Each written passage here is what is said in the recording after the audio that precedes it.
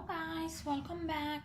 So in today's video I want to show to you how to train a phalaenopsis orchid or any type of sympodial orchid to grow upwards. As you can see, this is my new phalaenopsis liodoro sweet memory, and she has this tendency to lean over. This will make the pot incredibly unstable, and because she is leaning over, she will take a lot more space than if she would grown upwards. So, we will work together with this phalaenopsis.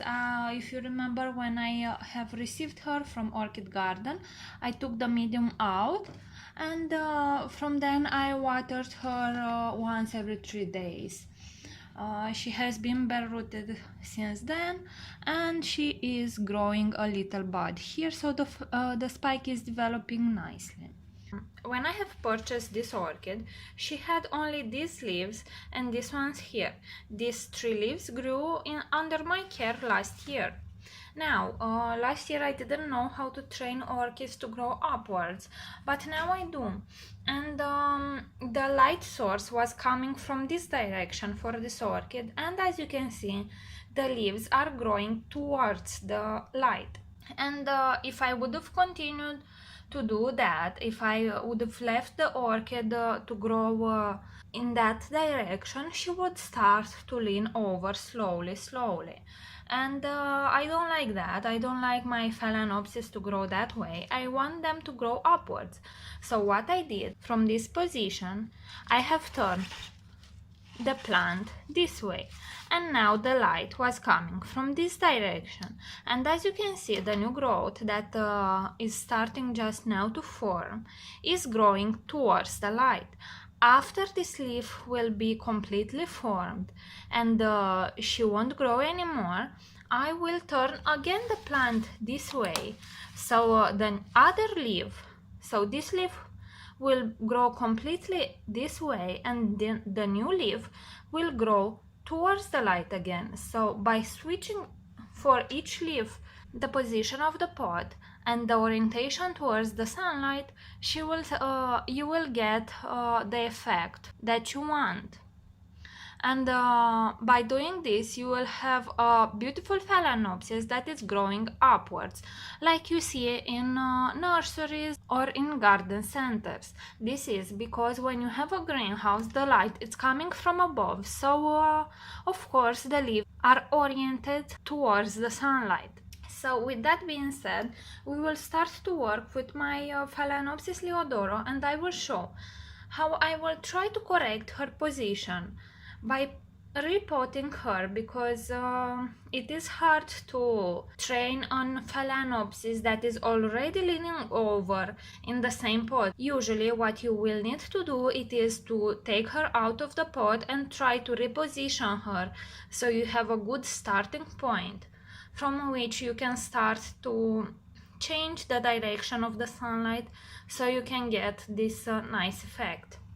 Okay, so here is my phalaenopsis, and she's incredibly unstable in her pot. I don't like this, so I will gently squeeze a little bit the pot, because the roots are attached to the pot. And this is a 12 centimeters pot. I will use a much larger pot for this orchid. She has a huge root system, and yeah, so let's try to gently remove the old pieces of bark.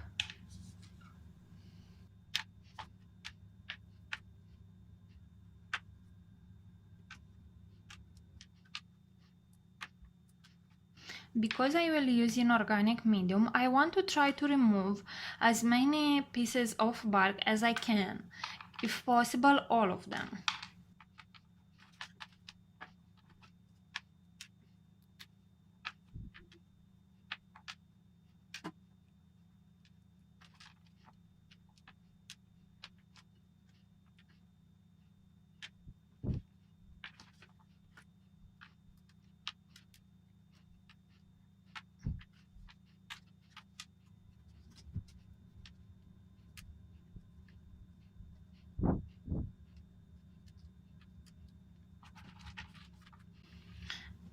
And I think this is pretty much all. Now I want to go to the sink and shower the orchid as best as I can, so I can remove any other small parts of medium that didn't come off, and I will come back when I'm done. Okay, so now I want to cut all the dead roots, and as you can see, this from this root the velamin is coming off, the root is dead, but you don't need to cut it from the base, cut only the dead part, meaning this little part here. And this is enough. Here I have another tip that it's dead. I don't have all that many roots that are dead here. When I have received her, she was quite dehydrated, but she hydrated her roots back up after all these long soakings. And this is all, guys. Only, oh no. Let me show you something. So this part of the root here, from this long root, this part is dead, and the velamin is coming off from the root, but only on phalaenopsis this root is able to function and to absorb moisture. Phalaenopsis can adapt their roots really nice, and if you can see, the string is still green, and this root can still function, and most probably it won't die, so I will not cut it. Now I want to spray my orchid with hydrogen peroxide 3% to kill all the snails, snail eggs, and any sort of fungus that can exist on this plant. So I will just do that.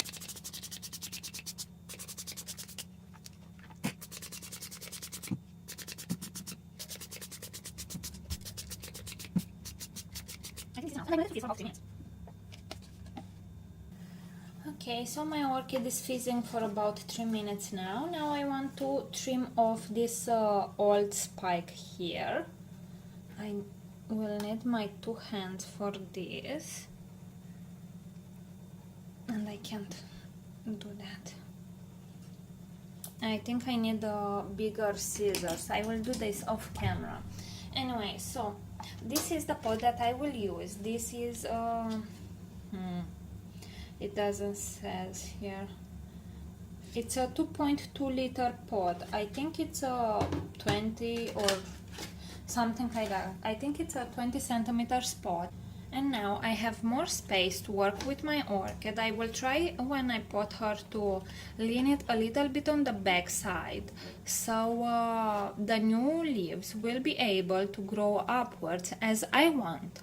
And as always, I will use a mixture of leca beads and ceramis. I think now I have 50% leca and 50% ceramis, but I'm not really sure. So it really doesn't matter. Phalaenopsis orchids do very well in pure leca if you want to, but this is how my mixture it's already done, so I will use that. I think it's better to use leca beads with the size 4 to 8 millimeters than the one 8 to 16, because they can hold much more moisture.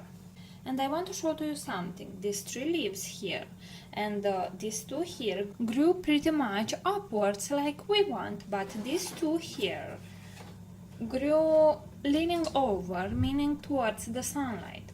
Now I need to try to put this orchid again with the leaves upwards, or as best as I can, because what you want to do, it is the stem of the orchid to be upwards, to be on a 90 degrees angle. So this is what I am aiming for here, and I think this is good. I will try to keep my orchid like so I can work with it. And now I will add the medium of my choice.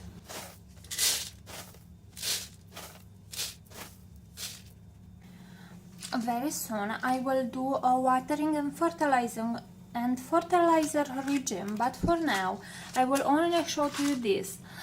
When I repot phalaenopsis orchids, cattleyas, vandas, and other orchids that require huge amounts of fertilizer, I do use slow release fertilizer. This is a 11-11-18 NPK with a concentration of magnesium of 1.5. So this is a very good fertilizer, and I will add a little bit inside the potting medium. You can add it on the top of the pot as well if you don't need to repot right now the orchid. But when you repot new orchids, it is better to add the slow release fertilizer inside the potting medium. And for now I will add, let's say, this amount of slow release fertilizer inside the potting medium. Let's put a little bit more. And I will continue to add some more medium.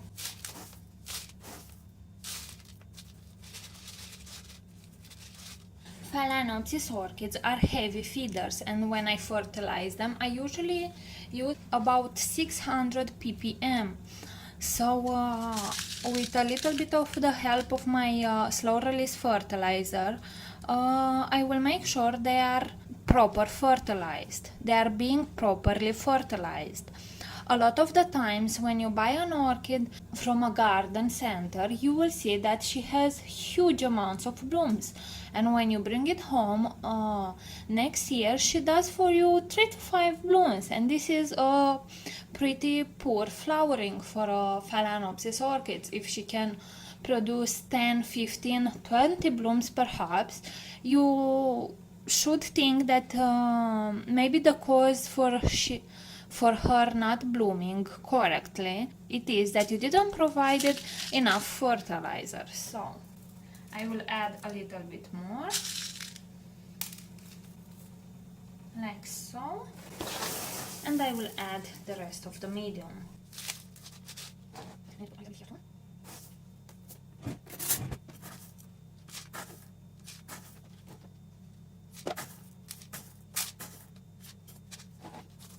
I need to lift the orchid a little bit more upwards because now the stem, it is not on a 19 degrees angle anymore. It is a little bit leaning on the front of the pot, towards the front of the pot, and I will also add a little bit more medium. I want the stem of the orchid to be on top of the medium and not buried. So